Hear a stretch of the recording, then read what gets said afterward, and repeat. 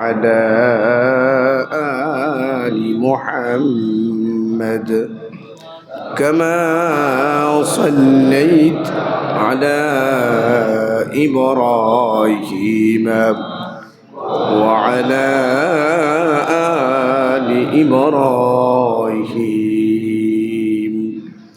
إنك حميد مجيد.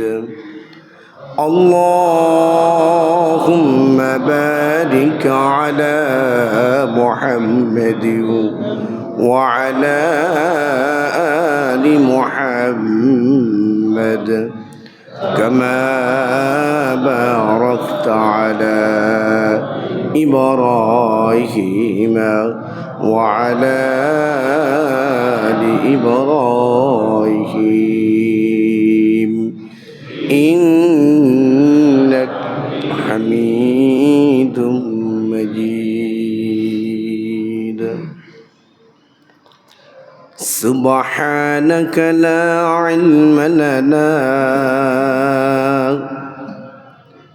إلا ما علمتنا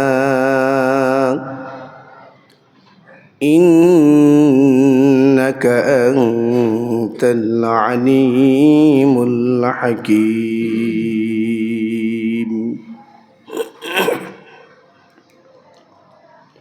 حب پیغمبر غذائے جان کون،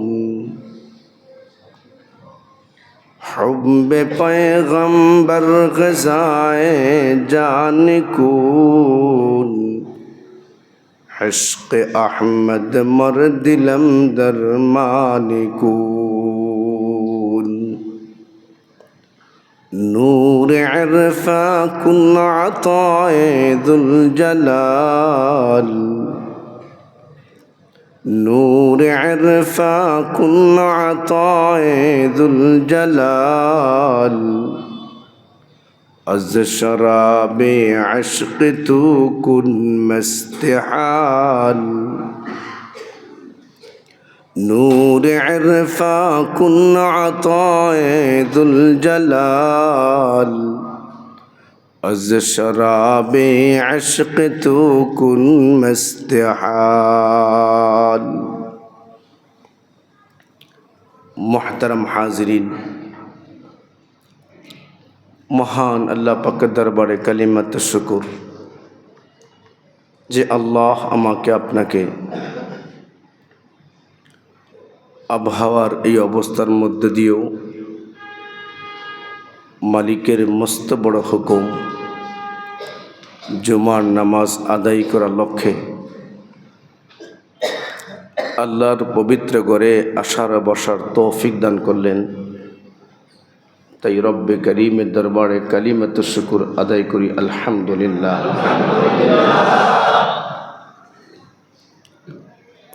আমরা ধারাবাহিক কয়েকটি জুমায় জনাবে মুহাম্মদ রাসূলুল্লাহ সাল্লাল্লাহু আলাইহি ওয়াসাল্লামের জীবন বৃত্তান্তের উপর আলোচনা শুনতেছিলাম। রাসূল করিম সাল্লাল্লাহু আলাইহি ওয়াসাল্লামের দুনিয়াতে আগমনের মূল উদ্দেশ্য কি ছিল? আল্লাহ তাআলা এই পৃথিবীতে মানব জাতির কল্যাণ, মানব জাতির হেদায়াত, মানব জাতির শান্তি, চিরশান্তি যেই তরিকার মধ্যে রেখেছেন, যেই আদর্শের মধ্যে রেখেছেন, সেটা হলো রাসূল করিম সাল্লাল্লাহু আলাইহি ওয়াসাল্লামের আদর্শের মধ্যেই রেখেছেন। আল্লাহর নবীর পুরা জিন্দিগি, পুরা জীবন বৃত্তান্ত, এমনকি এই রসুল দুনিয়াতে আগমন পুরাটাই এই উম্মতের জন্য মূল উদ্দেশ্য হলো রসুল যেই মেহনত নিয়ে দুনিয়াতে এসেছিলেন, সেই মেহনত তার অনুসারীরা জান প্রাণ মাল সব কিছু ব্যয় করে হলেও আমরা যদি নবীর খাঁটি অনুসারী দাবি করে থাকি, সেই দাবির বাস্তবায়নের লক্ষ্যে আল্লাহ রসুল যে মেহনত নিয়ে দুনিয়াতে এসেছেন, ওই মেহনতকে জিন্দা করা। যদি আল্লাহ রসুল যে মাকসাদ, যে উদ্দেশ্য নিয়ে দুনিয়াতে এসেছেন, ওই উদ্দেশ্য থেকে তার অনুসারী দাবি করে আমি আপনি তার উদ্দেশ্য থেকে সরে যাই, তাহলে তাকে খাঁটি অনুসারী বলবে না, তাকে মিথ্যা দাবিদার, যাকে আমরা সহজ ভাষায় চিনি বা বুঝি ভণ্ড দাবিদার।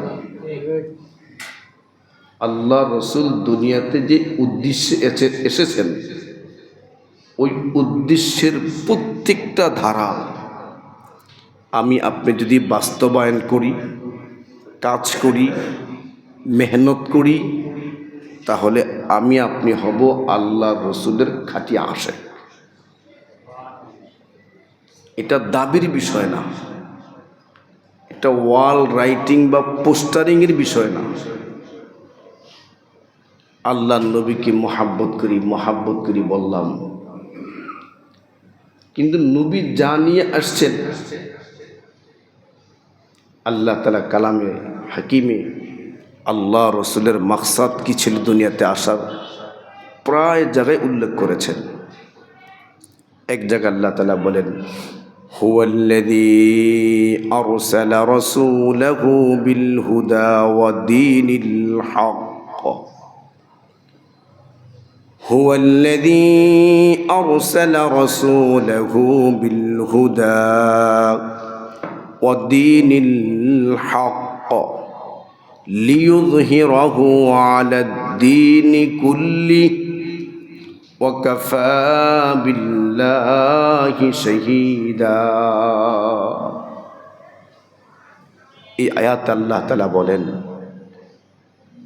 হুয়াল্লাযী আরসালা রাসূলাহু বিল হুদা ওয়া দীনিল হক। আল্লাহ বলেন, আমি রসুলকে হেদায়েত আর সত্য দিন দিয়ে দুনিয়াতে প্রেরণ করেছি, লিইয়ুযহিরাহু আলাদ-দীনি কুল্লিহি। এই পৃথিবীতে যত ধর্ম আছে, সব ধর্মের উপরে ইসলাম যে এটা শ্রেষ্ঠ ধর্ম, এই ধর্মকে উঁচু করার জন্য, প্রকাশিত করার জন্য আমি হেদায়েত আর সঠিক দিন দিয়ে আমি নবী মুহাম্মদকে দুনিয়াতে পাঠাইছি। এই পৃথিবীতে যত ধর্ম আছে, সব ধর্মের মধ্যে শ্রেষ্ঠ ধর্ম ইসলাম। এটা আল্লাহ রসুল কর্মে, কথা, কাজে, যে কোনোভাবে আমলে আল্লাহ রসুল প্রত্যেক ধর্মের উপরে যে ইসলাম ধর্ম যেটি শ্রেষ্ঠ ধর্ম, এটা প্রকাশ করে গেছে। কোন ধর্মের মধ্যে তাদের রসুল বা তাদের ব্যক্তি নিয়ে জান প্রাণ দিয়ে মানা, শ্রদ্ধা, ভক্তির তেমন কোনো নীতিমালা নাই। কিন্তু আল্লাহ রসুলের অনুসারী সাহাবায়ে কেরাম আল্লাহ নবীকে ভালোবাসা, আল্লাহ নবীকে মহাব্বত করা যে দৃষ্টান্ত এই পৃথিবীতে পেশ করে গেছেন, এমন দৃষ্টান্ত পৃথিবীর কোন জাতি দ্বিতীয়বার দেখাইতে পারবে না। আল্লাহর রসুলকে আল্লাহ তাআলা অন্য আয়াতে উদ্দেশ্যে আরো বলেছেন, ইয়াতলু আলাইহিম আয়াতি ওয়া ইউযাক্কিহিম ওয়া ইউআল্লিমুহুমুল কিতাবা ওয়াল হিকমা। আল্লাহ তাআলা বলেন, আমি নবী মুহাম্মদকে এই জমিনে কেন পাঠাইলাম জানো? ইয়াতলু আলাইহিম আয়াতি, আল্লাহর পয়গম্বর এই উম্মতের সামনে কোরআন তেলাওয়াত করে শোনাবেন, উম্মতকে কোরআন তেলাওয়াত শেখাবেন, উম্মতের নাপাক দিলগুলো আত্মশুদ্ধির মাধ্যমে পবিত্র করবেন, এমনকি উম্মতকে হাদিসের বয়ান শোনাবেন। আল্লাহ রসুল নিজে কোরআন তেলাওয়াত করে শোনাবেন, উম্মতকে কোরআন শিখাবেন, উম্মতকে হাদিস শিখাবেন, উম্মতের নাপাক দিলগুলো পাক সাফ করবেন। এরকম 4টা গুরুত্বপূর্ণ মিশন দিয়া আল্লাহ নবীকে আল্লাহ তাআলা জমিনে পাঠাইছে। যদি আজকে আমি আপনি নবীর উম্মত হওয়ার দাবি করি, নবীর গুরুত্বপূর্ণ মিশন কোরআন তেলাওয়াত করতে হবে। ইয়াতলু আলাইহিম আয়াতি হুয়াল্লাযী বাআথা ফিল উম্মিয়িনা রাসূলাম মিনহুম ইয়াতলু আলাইহিম আয়াতি। আল্লাহ তাআলা কালামে হাকিমে প্রায় জায়গায় বলেছেন, আমি নবী মুহাম্মদকে বড় দয়া করে মায়া করে তোমাদের মধ্যে প্রেরণ করলাম, তিনি তোমাদেরকে কোরআন তেলাওয়াত করে শোনাবেন।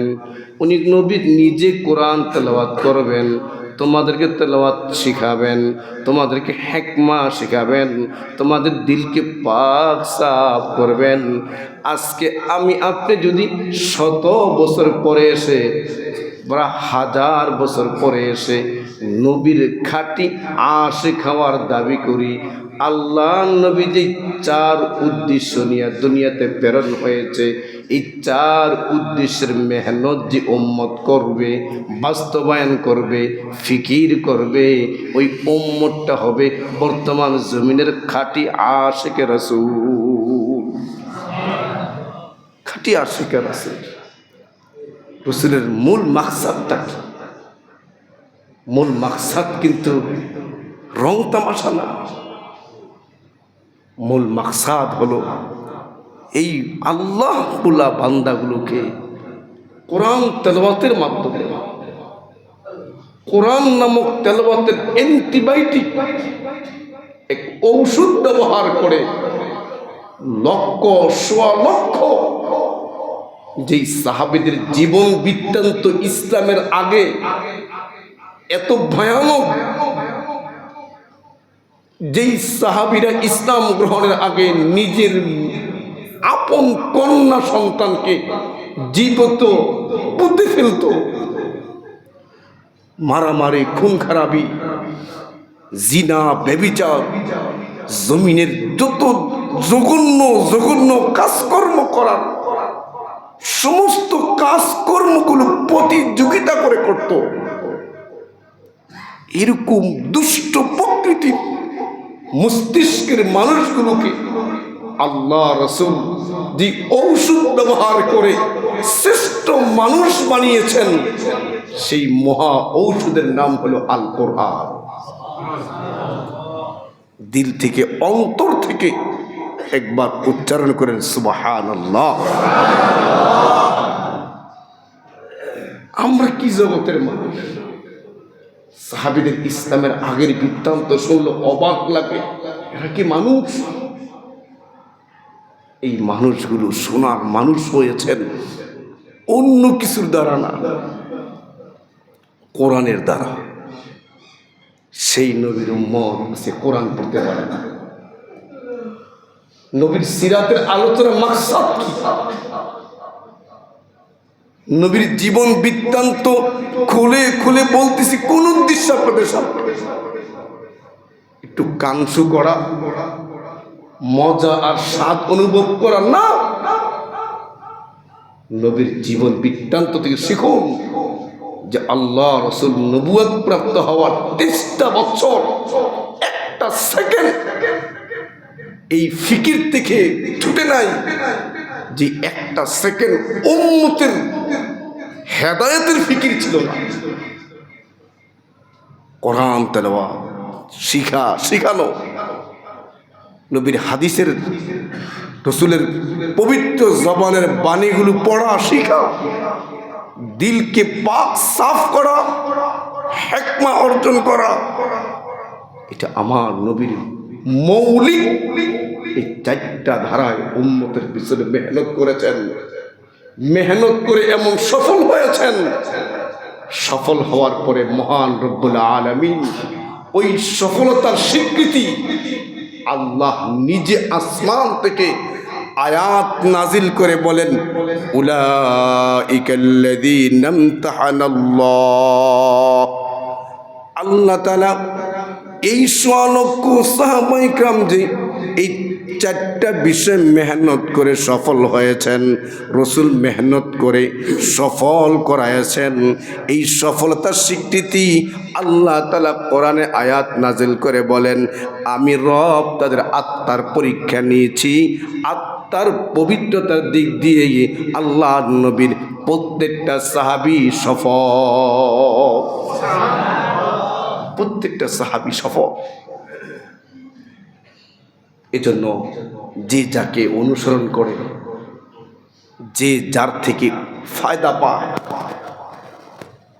যে বিপদের মুহূর্তে যাকে পায় তাকে মানুষ স্মরণ করে বেশি। দুনিয়ার প্রত্যেকটা জাগতিক শিক্ষার ফলাফল এই জমিনেই শেষ। দুনিয়ার প্রত্যেকটা সেক্টরের ফলাফল এই দুনিয়ার জিন্দিগিতে আমি আপনি অনুভব করব, কিন্তু এই দুনিয়ার জিন্দিগির পর আরো একটা জিন্দিগি আছে। ওই জিন্দিগিতে এই দুনিয়ার জাগতিক ফলাফল আমি আপনি ভোগ করতে পারবো না। নবী রাসূলকে আল্লাহ তাআলা জমিনে পাঠিয়েছেন, যেই জিন্দিগির সফলতার খবর,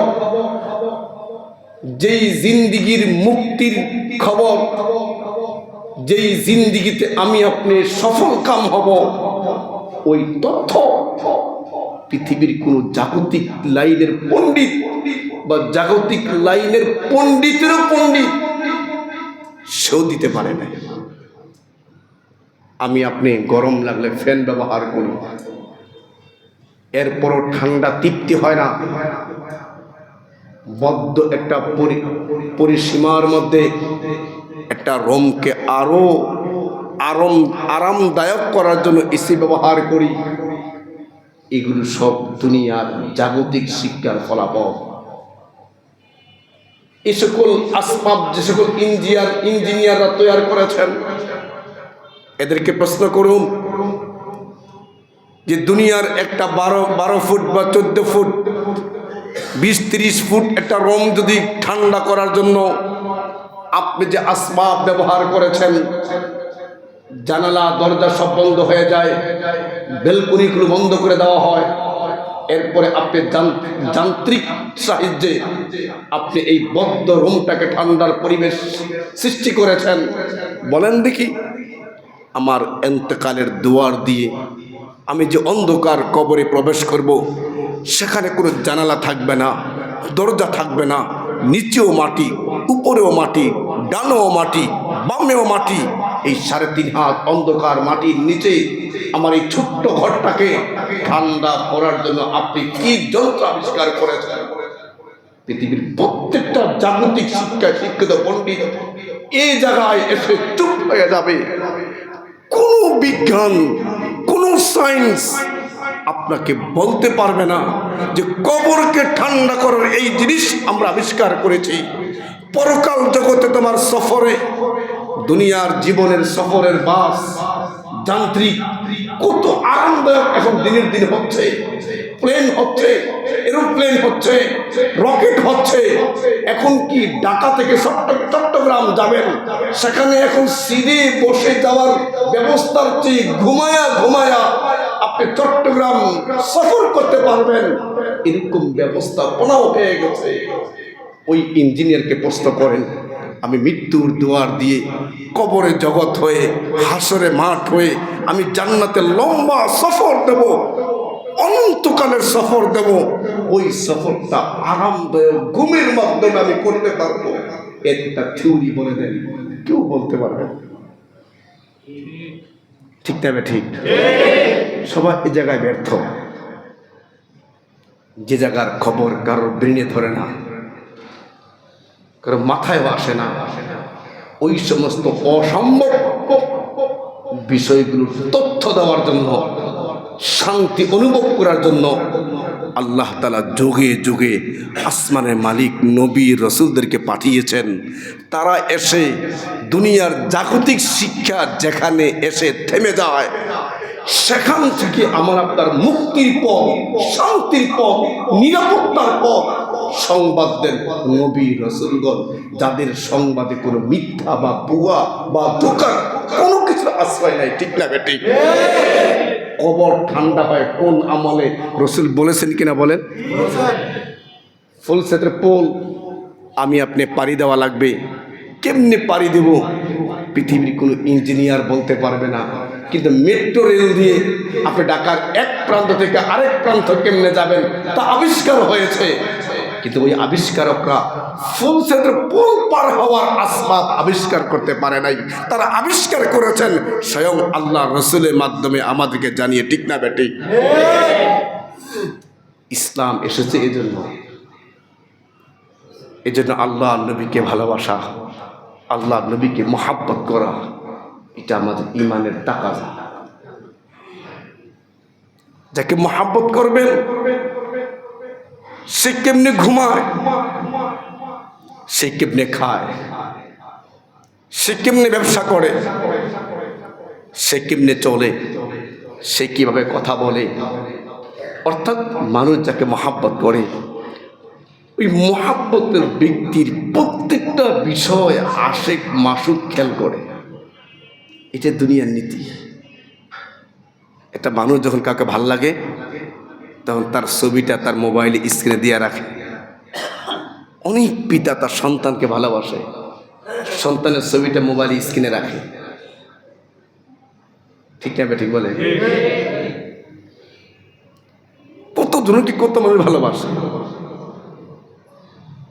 ভালোবাসার ব্যক্তির দিকে তাকায়া জামা কাপড়ের রং ম্যাচিং করে পোশাক পরে।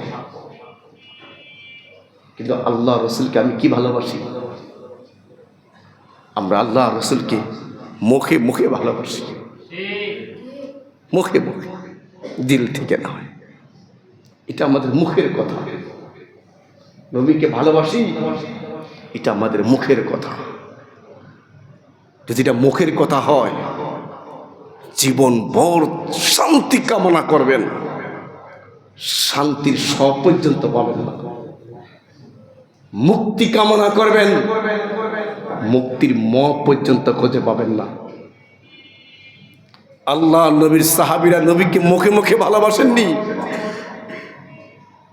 নবীর সাহাবীরা মুখে মুখে ভালোবাসেননি। নবীর খাঁটি সৈনিক তারা আল্লাহ নবীকে মুখে মুখে ভালোবাসেননি, অন্তর থেকেই ভালোবেসেছে। তাই এই ভালোবাসার বস্তু রসুল যেমনি হাঁটতেন, রসুল যেমনি হাঁটতেন, সাহাবীরা সেম এমনি হাঁটতেন। আজকে আমাদের হাঁটা, রসুল যেমনি পোশাক পরতেন এমনি পোশাক পরতেন। আল্লাহ রসুল যেমনি মাথার চুল আশ্রাইতেন, নবীর সাহাবীরা হুবহু নবীর তরিকা মতো চুল আশ্রাইতেন।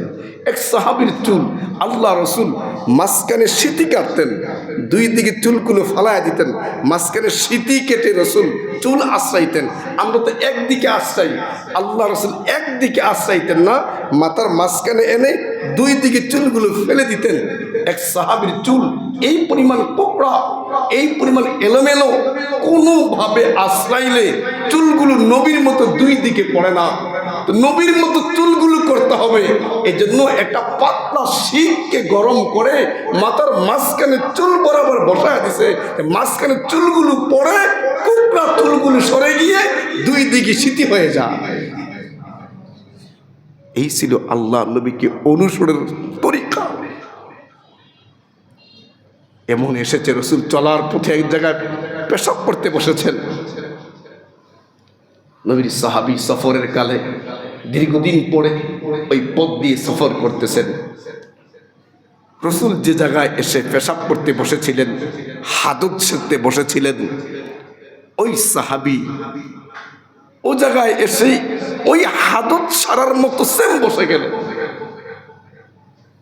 কাফেলার সঙ্গীরা বলতেছে, হযরত আপনি জরুর তো সারলেন না, কিন্তু আপনি এখন জরুর সারার ভান করে বসলেন কেন? তখন ওই সাহাবী বলেন, সম্ভবত আব্দুল্লাহ মাসউদ রাদিয়াল্লাহু আনহু ছিলেন, উনি বলেন, আমি দেখেছি আমার হাবিব, আমি ওই সফরে ছিলাম, সফরে সেম এ জায়গায় এসে জরুরত সারতে বসেছিলেন। যদি আমার জরুরত ধরেনি, আল্লাহ রসুল যে জায়গায় এসে বসেছেন, আল্লাহ রসুল যেমনি বসেছেন, আমি সেম ওভাবে অনুকরণ করে আমি নবীর মহাব্বতের দাবিতে ওরকম বসতে চেষ্টা করেছি। আমি আপনি মহাব্বত করি, অনেক দাবিদার আমাদের। আল্লাহর পয়গম্বর জুমার খুতবা দিচ্ছেন, এমন সময় সামনে সাহাবায়ে কেরাম বসা,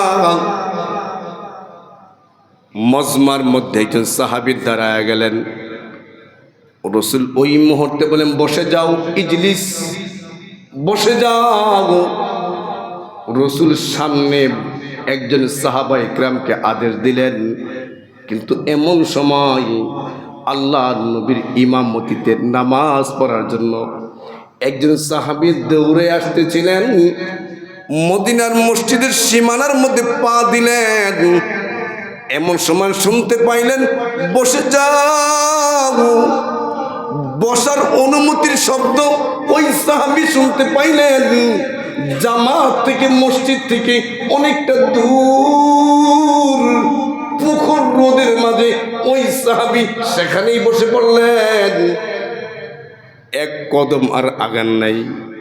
রাসূল বসতে বলছে, কথাটা কানে আসতে দেরি, ও জায়গায় বসে পড়ছে। মজমার শেষে নামাজের পরে আল্লাহ রাসূল জিজ্ঞান, তুমি এখানে কষ্ট করে বসলা কেন? তোমাকে তো বলি নাই। সাহাবী বলে, পয়গম্বর কাকে বলছেন ব্যাখ্যার বিষয় না, আমার কানে আপনার হুকুম আসতে দেরি, আমি মানতে আমার কোনো দ্বিধা হয় না। ওই গরমের মধ্যেই বসে পড়ছে। সেই নবীকে সাহাবায়ে কেরাম এত ভালোবাসতেন, এত শ্রদ্ধা করতেন। আল্লাহ রসুলের সবচেয়ে মহাব্বতের সাহাবী আবু বকর রাদিয়াল্লাহু তাআলা আনহু, সবচেয়ে বেশি প্রিয় সাহাবী। রসুল বলেন, যদি এই জমিনে কাউকে বন্ধু বানাবার অনুমতি হইতো, আমি নবী আবু বকরকে আমার দুনিয়ার বন্ধু বানাইতাম। কেমন প্রিয় একজন সাহাবী। সেই আবু বকর মৃত্যু শয্যায় শহীদ, প্রাণ যায় যায় অবস্থা। এমন সময় আল্লাহ রসুলের বিবি সাইয়েদনা আবু বকর রাদিয়াল্লাহু তাআলা আনহুর মেয়ে, আমাদের আম্মাজান আয়েশা রাদিয়াল্লাহু তাআলা আনহা বাবাকে দেখতে গেছে। যাওয়ার পরে সাইয়েদনা আবু বকর জিজ্ঞাসা, আয়েশা আজকে কি বার? খুব খেয়াল করার কথাটা। সাইয়েদনা আবু বকর তার মেয়েকে জিজ্ঞাসা, আয়েশা আজকে কি বার? বলে, আব্বা আজকে তো সোমবার। তা আবু বকর বলে, আয়েশা আমার রসুল না মারা গেছে কি বার? আয়েশা বলে, আল্লাহ রসুল তো মারা গেছে সোমবারে। ওই মুহূর্তে সাইয়েদনা আবু বকর আকাশপানে হাত তোলে বলে, আরজু বাইনি ওয়া বাইনাল লাইল, আয় আল্লাহ আমি আপনার কাছে আশাবাদী, আল্লাহ রসুল যেই দিন মারা গেছে আপনি সোমবার দিন আর রাতের মধ্যে আপনি আমার মৃত্যুকে কবুল করেন। ও ভাই, যেই লোকটাকে মহাব্বত করে, ওই লোকটা যেই দিন ইন্তেকাল হয়েছে তার অনুসারীরা ওই দিনে মরতে চায়। আর আমি আপনি আমার টুপি, আমার দাড়ি, আমার পোশাক, আমার ঘর, আমার বাড়ি, আমার ব্যবসা, আমার সব কিছু নিজের মতো করে সাজাই, নবীর মতো সাজাই না। অথচ মুখ দিয়ে বলি আমি নবীকে মহাব্বত করি। অথচ আল্লাহ তাআলা কত চমৎকার করে বলে শোনেন, কুল ইন কানা আবাউকুম ওয়া আবনাউকুম ওয়া ইখওয়ানুকুম ওয়া আজওয়াজুকুম।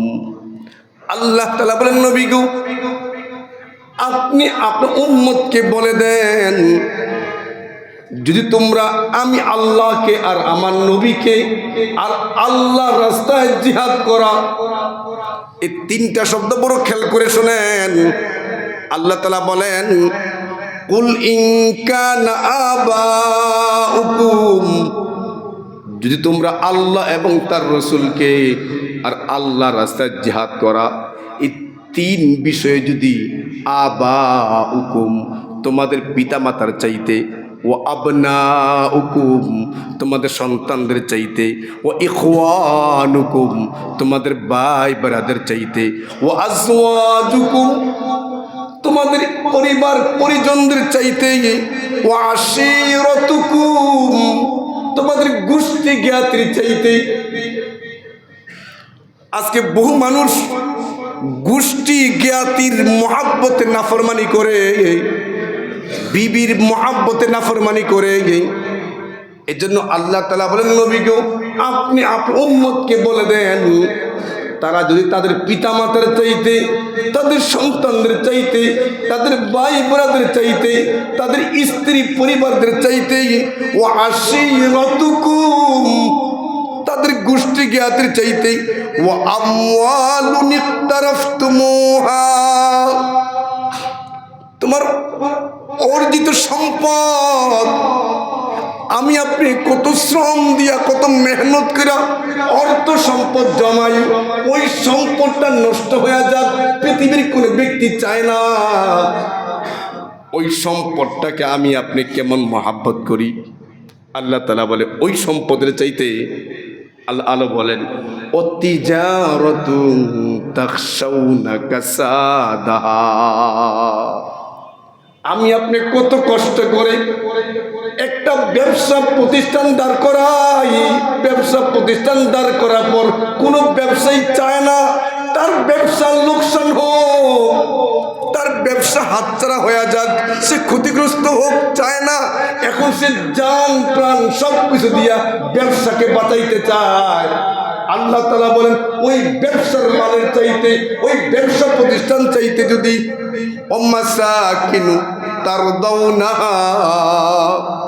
আল্লাহ তাআলা বলেন, দুনিয়ার মানুষেরা কত কষ্ট করে একটা ঘর বানায়, এমনকি এমন ডিজাইন ব্যবহার করে, দুনিয়ার কোথাও ডিজাইনটা পাওয়া যায় না। কেন? তার সর্বোচ্চ সম্পদ ব্যয় কইরা থাকার লাগে একটা ঘর বানায়, ওই ঘরটাকে বড় মহাব্বত করে ভালোবাসে। আল্লাহ তাআলা বলেন, যে দুনিয়ার উম্মতেরা তার এই ঘরের চাইতে, ব্যবসার মালের চাইতে, তার জমা সম্পদের চাইতে, পরিবার পরিজনদের চাইতে, তার গোষ্ঠী জ্ঞাতের চাইতে, পিতামাতার চাইতে, সন্তানদের চাইতে, স্ত্রীদের চেয়ে আমি নবীকে আর আল্লাহকে আর আল্লাহ রাস্তা জান দেওয়াকে বেশি ভালো না বাসে, তাহলে অপেক্ষায় থাকো, আমি আল্লাহর আদেশ আসা পর্যন্ত অপেক্ষায় থাকো, তোমাদের উপর গজব নাজিল হবে। কত বড় কথা, কত বড় কথা। আমার ব্যবসার মাল যেদিন আমি মহব্বত করি, এর চেয়েও নবীর মোহাম্মদ বেশি ভালো লাগে। আমার আপনার সর্বোচ্চ জীবন উজাড় করে টাকা পয়সা জমায়া চোরে এক কাটা জায়গা কিনে বাড়ি করেছেন, ওই বাড়িটার প্রতি কি মহাব্বত। আল্লাহ বলেন, ওই বাড়িতে কিছু হয়ে গেলে তোমার দিল দাপড়া, তোমার ওই দাপড়ানির চাইতে নবীকে কেউ বললে তোমার দিল এর চেয়ে বেশি দাপড়াবে।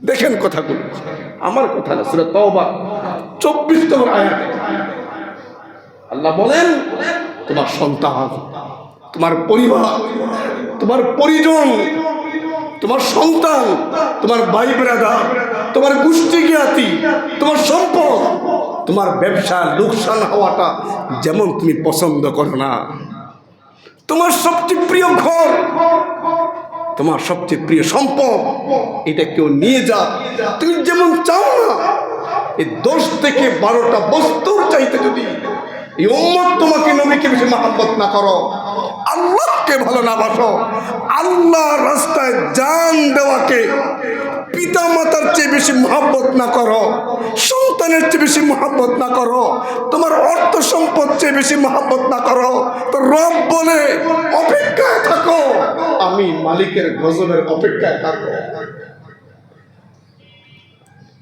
এই জন্য আল্লাহ নবী সাহাবীরা জান দিয়ে মহব্বত করতেন। নবীর এক সাহাবী আবু আমির রাদিয়াল্লাহু তাআলা আনহু আউতাসের যুদ্ধে রাসূল পাঠাইছেন। ওই যুদ্ধে গিয়া তীর বিদ্ধ হইছে পায়ে, উনি প্রাণ যায় অবস্থা। এমন সময় তার চাচতো ভাই আবু মুসা আশআরী রাদিয়াল্লাহু তাআলা আনহুর সাথে মোলাকাত। দেখেন আবু আমের প্রাণ যায় অবস্থা। ওই অবস্থায় বলে আবু আমের তীর খায়া মৃত্যুর সাথে পাঞ্জা লড়তেছে, যে কোনো মুহূর্তে শাহাদাতের অমীয় পেয়ালা পান করবে। এমন সময় মৃত্যুর আগ মুহূর্তে আবু মুসা আশআরীকে আবু আমের বলে, ও আমার চাচতো ভাই শোনো, তুমি আল্লাহ নবীর কাছে যাইবা, যে আমি আবু আমের সালামটা আমার নবীকে পৌঁছাইবা, আর বলবা আল্লাহ রসুল আমার জন্য দোয়া করে। মরণ ঠোঁটের কাছে ওই মুহূর্ত সাহাবী নবীকে সালাম জানায়। এটা কেমন মহাব্বতের পরিচয় বলে, কেমন মহাব্বতের পরিচয়। আর আমার আপনার মহাব্বত নবীর তরিকায় নামাজ পড়তে হবে উদ্বুদ্ধ করে না। নবীর তরিকা মতো আমার বিবাহ শাদী ব্যবসা বাণিজ্য পুরা জিন্দিগি সাজাবে, এটা আপনাকে উদ্বুদ্ধ করে না। নিজের মন মতো সব করতে হবে, এটা উদ্বুদ্ধ করে। আপনার বাবার ইন্তেকাল হয়ে গেছে, দোয়া করতে হবে। দেউরে আপনারা আমাদের কাছে আসেন, আমরা যখন সহি মাসআলা বলি তখন আপনার এসকে রাসূল থাকে না, তখন সঠিক মাসআলা হুজুর বলার কারণে হুজুরের সাথে থাকে না। আমার বাবার মেজদানি কম, আমার বাবার চল্লিশা কম, হুজুর আমার বিরুদ্ধে কইল। ভাইরে, আমি খতম করে 2 টাকা পামু, পৃথিবীর কার টাকার লোভ নেই। আমি কেন টাকাটা নিচ্ছি না, আমি কেন দোয়াটা এভাবে করতেছি না, আমি তো চাই সব। কিন্তু আপনি যখন নবীর তরিকার মতো জীবন চালাবেন, প্রত্যেকটা কাজ নবীর আদেশ দেওয়া আছে। এন্তেকালের সময় করণীয় কি, এন্তেকাল হয়ে গেলে করণীয় কি, এটাও তো ইসলামে আছে। এইটা আমার আপনার মন করা, ওইটা বলতে গেলে আপনি রাগ করে ফেলেন, হুজুর আমার বাবার বেলায় এত কইল।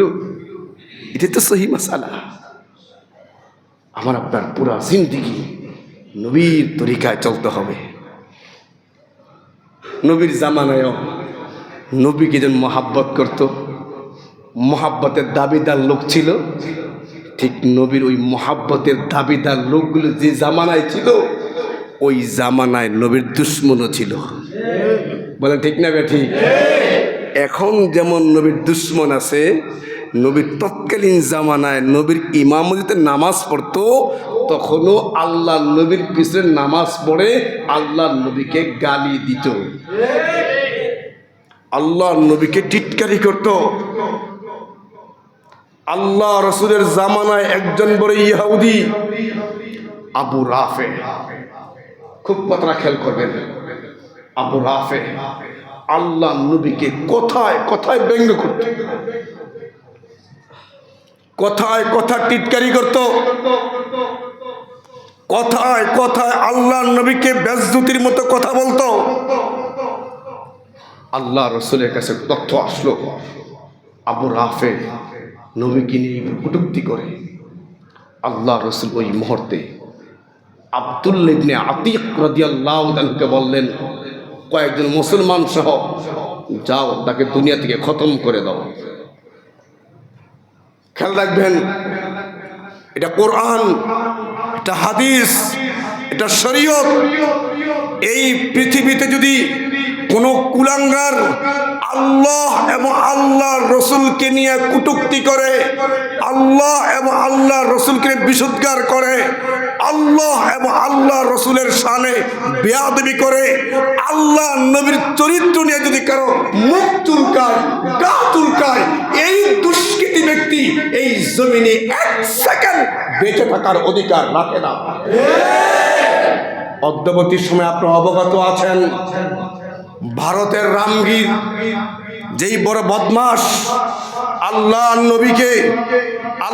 নবীকে যে কটূক্তি করেছে, আল্লাহ নবীকে কটূক্তির কারণে চরিত্রের মধ্যে আঘাত এনেছে, সেই তাদের বড় ধর্মনেতা আমাদের নবীর চরিত্রের উপরে, আল্লাহ নবীর বিবিকে নিয়ে, আল্লাহ নবীর চরিত্র নিয়ে মুসলিম উম্মাহ দুষ্কৃতী কোরআন পড়ে নাকি আমরা সবচেয়ে বড় নিকৃষ্ট, আমাদের নবী দুষ্কৃতী ছিলেন। এই কত কুলাঙ্গার যে কথাটা বলে, এর জিহ্বাটা টেনে ছিঁড়ে ফেলা, তাকে জমিন থেকে মুহূর্তে সরায়া দেওয়া মুসলিম উম্মার উপরে ফরজ। এরকম দুষ্কৃতী নবীর জামানায় ছিল। দেশের ঝামেলার পরে আপনারা দেখেছেন ভারত মিডিয়াগুলো কিভাবে প্রচার করেছে, এই হিন্দু মারতেছে, এই মারতেছে, সেই মারতেছে। আজকে সেই মিডিয়াগুলো কোথায়?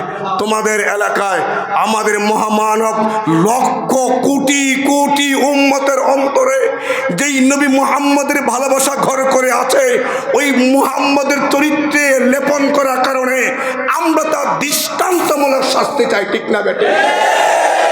আল্লাহ নবীকে বিশুদ্ধার করেছে। এরকম বিশুদ্ধার নবীর জামানায় ছিল, তার নাম বলছে আবু রাফে ইহুদি। রসুল আব্দুল্লাহ আতিককে বলেন, যাও তাকে খতম করে দাও। সে বিশাল রাজপ্রাসাদে থাকতো, ঢোকার কোনো সুযোগ নেই। আব্দুল্লাহ রাদিয়াল্লাহু তাআলা আনহু তার ওই রাজপ্রাসাদের সামনে গিয়ে একটি চাদর গায়ে পেঁচিয়ে জরুরত স্বার্থে মানুষ যেমনি বসে এরকম বসে পড়লেন। দারোয়ান তার রাজকীয় মহলের এক একটা লোক প্রবেশ করতেছে, গেট যে কোনো মুহূর্তে লাগিয়ে দিবে। উনি তো আর চিনে না এটা রাজকীয় লোক না অন্য মহল্লার লোক। উনি যেহেতু বসে আছে, উনি পিছনে দাঁড়িয়ে দারোয়ান বললেন, এই আপনি কি প্রবেশ করলে করেন, গেট লাগাই দিলাম। এই সুযোগে দরজায় প্রবেশ করে ফেললেন। প্রবেশ করার পরে গেটটি লাগিয়ে দেওয়া হলো। চাবিগুলো কোথায় রাখলেন তা ফলো করলেন। দীর্ঘক্ষণ অপেক্ষার পর রাজমহলে প্রবেশ করে উনি যেই গেট দিয়ে প্রবেশ করেন, ভিতর দিয়ে গেটগুলো লাগাইয়া দেন। এরকম করতে করতে সব গেটগুলো লাগিয়ে দেওয়া হলো। ওই আবু রাফে ইহুদি বড় যেই বড় ব্যবসা ছিল, তার ব্যবসায়ী ছিল। রাত আড্ডা আনন্দ উদযাপন করার পরে সে যখন ঘুমানোর ঘরে গেল, এই আবু রাফে যখন তার একান্ত কামরায় চলে যায়, আব্দুল্লাহ ইবনে আতিক রাদিয়াল্লাহু তাআলা আনহু তার ওই আন্দর মহলে গেলেন, যে আওয়াজ দিলেন, আবু রাফে আসো নাকি? অন্ধকার কামরা, বিবিদের সাথে ঘুমিয়ে আছেন। কণ্ঠের আওয়াজকে ফলো করে আঘাত করলেন। আব্দুল্লাহ ভাবলেন না আঘাতে কাম হয় নাই, উনি ঘা ডাকা দিয়ে অন্যত্র পলায়া গেলেন। আবার কিছুক্ষণ পর চিৎকার দিল, আবু রাফে চিৎকার করলা কেন? যখন আবু রাফেকে চিৎকারের কারণ জিজ্ঞাসা করছে, তখন আবু রাফে বলল, আমাকে কে যেন মারতে চায়। এই আওয়াজকে চিহ্নিত করে আব্দুল্লাহ ইবনে আতিক রাদিয়াল্লাহু তাআলা আনহু অন্ধকার অবস্থায় তাকে আঘাত করে বসলেন। উনি ভাবলেন না ও মরে নাই। শেষ পর্যন্ত পেটের মধ্যে তরবারি ঢুকাইয়া দিলেন, রক্ত বয়ে গেল। উনি সবগুলো গেট খুলে খুলে ভিতরের থেকে বাইরে চলে আসলেন। বাহিরে আইসা মেন গেটের সামনে বসা পড়লেন। আর বললেন যতক্ষণ পর্যন্ত তার মৃত্যুর সংবাদ নিশ্চিত না হবে আমি এখান থেকে যাব না। ফজরের সময় হওয়ার সাথে সাথে দেখবেন মোরগগুলো আওয়াজ দেয়। প্রায় মহল্লায় দেখবেন মোরগ পারলে মোরগ কিন্তু তাহাজ্জুদের সময় আওয়াজ দেয়, আজানের সময় আওয়াজ দেয়। আব্দুল ইবনে আতিক বলে যখন ফজর ওয়াক্ত হয় মহল্লার মুরগিগুলো আওয়াজ দেয়, এমন সময় ওই তার ছাদের উপরে দাঁড়ায়া, তখন তো মাইক ছিল না, একজন এলান দেনেওয়ালা বলে আবু রাফে দুনিয়া নাই, আবু রাফে শেষ হয়ে গেছে গা। ওই আব্দুল্লাহ রাদিয়াল্লাহু তাআলা বলেন আমি যে তাকে হত্যা করে দ্রুত রুম থেকে বের হইতেছিলাম, সিঁড়ি পাড়া দিতেছিলাম, সিঁড়িকে সমতল সমতল চকি মনে করে, যেরকম সিঁড়ির চকি হয় সিঁড়িকে চকি মনে করে পা দিছিলাম, পাটা হোঁচটকে আমার পায়ের গোড়ালি ভেঙে যায়। আমি আমার পাগড়ি খোলা পায়ের গোড়ালি বাঁধ দিলাম। মৃত্যুর খবর নিশ্চিত হওয়ার পরে সাহাবা ইকরামকে নিয়ে খোরায়া নবীর দরবারে গেলাম, যা বললাম পয়গম্বর আপনার দুশ্মনকে শেষ করে দিছি, কিন্তু আসবার সময় পায়ে ব্যথা পায়া আমার পায়ের গোড়াটা ভেঙে গেছে। আল্লাহর পয়গম্বর বললেন এ সাহাবী আব্দুল্লাহ তোর পায়ের গোড়াটা আগায়া দে। আল্লাহর পয়গম্বর তার ভাঙ্গা ভাঙ্গা ফুলা ব্যতীত পায়ের গোড়ালির মধ্যে আল্লাহর নবীর হাত মোবারক স্পর্শ করে ফু দিয়া দিলেন, সাথে সাথে ভাঙ্গা পা জোড়া লাইগা সুস্থ হয়ে যায়। আল্লাহর নবীর দুশ্মনকে বাঁচতে দেয় নাই। আরে আল্লাহ নবীর জামানায় কোনো দুশ্মনকে বাঁচতে দেয় নাই। নবীর জামানায় হঠাৎ একদিন, এখন যে বাদশার বাড়ি, এই বাড়ির পাহাড়ের নাম জাবালে কুবাইস, এই জাবালে কুবাইস থেকে সিনমার নামে এক জিন, সিনমার নামক জিন হঠাৎ জাবালে কুবাইস থেকে আওয়াজ দেয়, হে জাতিরা মুসলমানদেরকে শেষ করে দাও, মূর্তি পূজা গ্রহণ করো। মক্কার কাফেররা জাবালে কুবাইস থেকে অদৃশ্য এই আওয়াজ শুনে মুসলমানদেরকে মারতে শুরু করছে, জুলুম বেড়ে গেছে। মুসলমানরা আতঙ্কিত হয়ে গেল, এই অদৃশ্য আওয়াজ কিসের? মক্কার কাফেররা বারবার বলে মুসলমানদের কত খারাপ, দেখো অদৃশ্য আওয়াজ আসতেছে আমাদের উপরে মুসলমানদেরকে হত্যা করার জন্য। সাহাবা একরাম আতঙ্কিত হয়ে গেলেন। প্রায় 2 দিন 3 দিন পর হয়ে যায়, নবীর সাহাবীরা আল্লাহর নবীর দরবারে গেলেন, পয়গম্বর কি এক সমস্যা? জাবালে কুবাইস থেকে একটা আওয়াজ আসে প্রত্যেক দিন সন্ধ্যার পর। আল্লাহর পয়গম্বর বললেন ভয় নাই, ভয় নাই, আজকে তৃতীয় দিন জিমার নামক এক জিন আমার কাছে কালিমা পড়া মুসলমান হয়েছে। ও মুসলমান হইয়াই বলছে পয়গম্বর আপনি আমাকে অনুমতি দেন, এই যে প্রত্যেক দিন মাগরিবের পরে সন্ধ্যার পরে এই জাবালে কুবাইস থেকে একটা গায়েবী আওয়াজ আসে, এই আওয়াজটা কোনো ব্যক্তি দেয় না, এটা আমাদের জিন জাতির দুষ্ট জিন, মিসাল নামক জিন, আপনি আমাকে অনুমতি দেন আমি তারা হত্যা করে দেই। আল্লাহর পয়গম্বর বললেন তোমরা ভয় পেও না, দেখবা আজকে তৃতীয় দিন, আজকে কোনো আওয়াজ আসবে না। ঠিক তৃতীয় দিন দেখে আর আওয়াজ আসে না। এই তৃতীয় দিন মাগরিবের আওয়াজ আসতেছে, এই সিমার হত্যা হয়ে গেছে, ও নবীর দুশ্মন, ইসলামের দুশ্মন, ওকে হত্যা করা হয়েছে। হ্যাঁ মিয়া, জিন পর্যন্ত বাঁচতে পারে না, আর রামগিরি কুলাঙ্গা এই বেঈমানটা ইনশাআল্লাহ বাঁচতে পারবে না। এই জমিনে আল্লাহ নবীর ইজ্জতে হাত দিয়া কেউই বাঁচতে পারে না। কথা বলেন। আরে মিয়া, ইসলাম নিয়ে কুটুক্তি, দাড়ি নিয়ে কুটুক্তি, টুপি নিয়ে কুটুক্তি, শেষ পর্যন্ত যেটাই নিন্দে ওটাই ফিন্দে। এই দেশে টুপি বিরোধী, দাড়ি বিরোধী, শেষ পর্যন্ত বাঁচার লাগা টুপিও পরছে, দাড়িও রাখছে। দেখেন না আপনারা? এই জন্য ভাইও আল্লাহ নবীর মহাব্বতের বহির প্রকাশ আমাদের উচিত। ওলামায়ে কেরাম যখন আওয়াজ দিবে, ডাক দিবে, এই সাতেমে রসুল, রসুলের ইজ্জতে যে হাত দিয়েছে, ভারতের যে রামগীর, যে পরিহিত ধর্মযাজক তাকে যাই তারা বলে, আমাদের নবীর চরিত্রের মধ্যে আঘাত দেয় নাই। সে 16 কোটি না 200 কোটি মুসলমানের অন্তরে আগুন লাগিয়ে দিয়েছে, ঠিক না বেটে? এই জন্য আমাদের আওয়াজ তোলা উচিত। আওয়াজ তুললে এটাও তো নবীর সামনে বলা যাবে, ওগো পয়গম্বর আপনার ইজ্জতে হাত দিয়েছে, আমরা অন্তত আওয়াজটুকু দিয়েছি।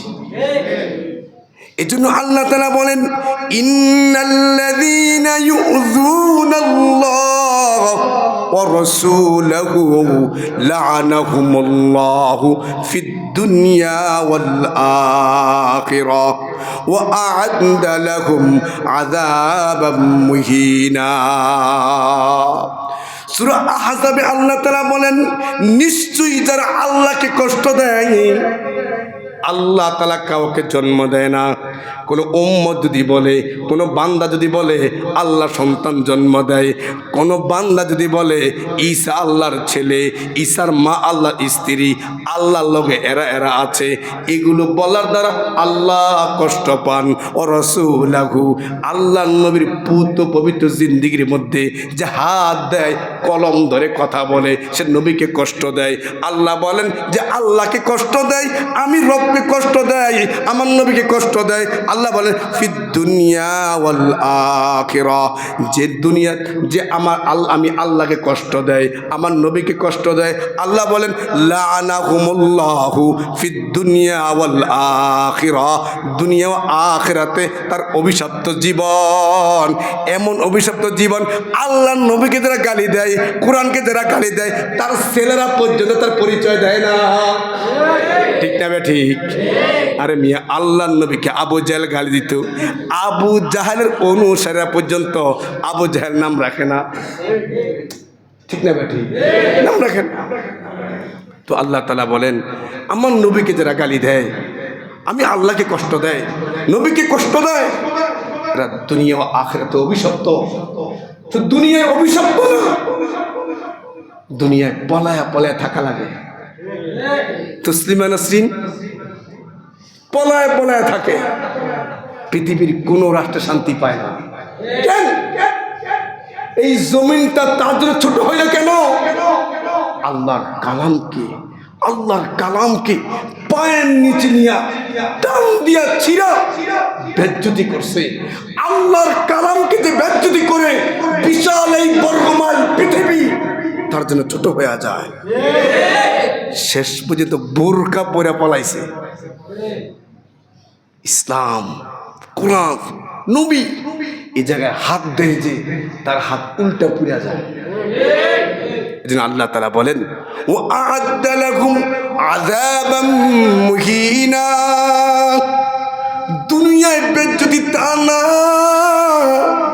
কঠিন হাসরের ময়দানে তার ভয়ঙ্কর আযাব আমি আল্লাহ দিব। এজন্য ভাইও, আল্লাহ নবীকে মহাব্বতের দাবি হলো আল্লাহ নবীর পুরা জিন্দিগি ফলো করা। যদি আমার মহাব্বত যা বললাম সব কিছুর চাইতে প্রিয় না হয়, আমি আপনি সফল হতে পারবো না। এটি আল্লাহ নবীর জিন্দিগির চর্চার মূল উদ্দেশ্য। আল্লাহ নবীর ৬৩ বছর জীবন ইতিহাস আমাকে আপনি তাই শেখায়।